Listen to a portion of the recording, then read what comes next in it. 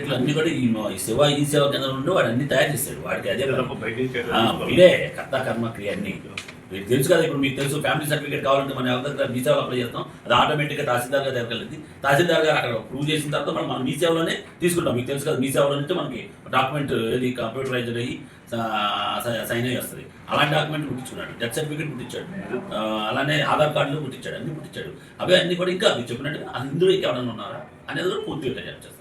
ఇంకా పూర్తి దర్యాప్తు పూర్తి అవ్వలేదు. దర్యాప్తులో మిగతా విషయాలు వస్తే ఖచ్చితంగా కూడా యాక్షన్స్.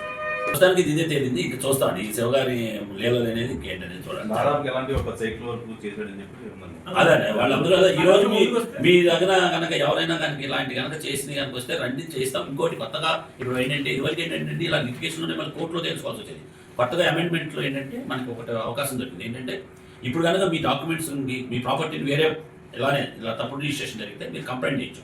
ఎవరు